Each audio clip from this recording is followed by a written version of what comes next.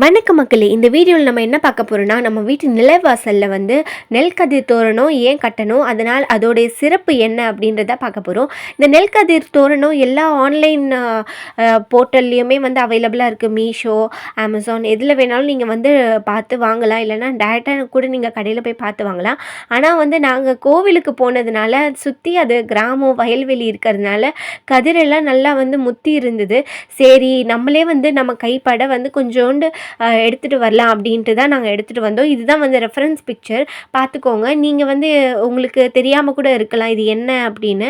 So இந்த மாதிரி அவைலபிளாக இருக்குது. சரி நாங்கள் இந்த மாதிரி வாங்கணும்னு நினச்சிட்டே இருந்தோம். ஆனால் வந்து சரி வயல்லையே ஃப்ரெஷ்ஷாக இருக்கே, இதே வந்து நம்ம கொஞ்சமாக எடுத்துக்கலாம் அப்படின்னு சொல்லிட்டு எடுத்துகிட்டு வந்தோம். அது நல்லா அந்த சைடில் இருக்க பதரெல்லாம் போக, அந்த காஞ்ச பில்லெல்லாம் போக நாங்கள் க்ளீன் பண்ணி இந்த மாதிரி அதை கட்டி வச்சுருக்கோம். கட்டி வச்சதில் வந்து எல்லாம் பன்னீர் தெளித்து வச்சுருக்கோம். அதுக்கப்புறம் மஞ்சள் குங்குமம் பொட்டு வச்சு அதை வந்து நீங்கள் நிலைவாசலில் வந்து கட்டலாம். வாசலுக்கு நடுவுலையும் கட்டலாம். நாங்கள் வந்து ஒரு கார்னரில் கட்டியிருக்கோம். ஏன்னா வாசலுக்கு நடுவில் வந்து நாங்கள் கருடக்கிழங்கு கட்டியிருக்கோம்.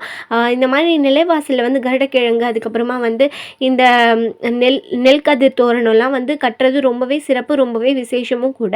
இந்த நெல்கதிர் தோரணத்தை வந்து குருவிங்க வந்து இந்த நெல் கதிரை வந்து சாப்பிட்டா அவ்வளோ நல்லது. அதே மாதிரி அந்த குருவிங்க வந்து சாப்பிட்டுட்டு அதே வீட்டில் கூடு கட்டி இருந்தாலும் நல்லதுன்னு சொல்லுவாங்க. இது வந்து இப்போ ஃபாலோ பண்ணுற விஷயம் கிடையாது. எப்போலேருந்தோ நம்ம முன்னோர்கள் ஃபாலோ பண்ணிட்டு வர விஷயம். நடுவில் நம்ம மறந்துட்டோம் இந்த பழக்கத்தையும் வழக்கத்தையும். ஆனால் இன்னும் சில பேர் இதை வந்து கடைப்பிடிச்சிட்ருக்காங்க. அதனால் உங்களுக்கும் நான் ஷேர் பண்ணேன், நீங்களும் தெரிஞ்சுக்கோங்க.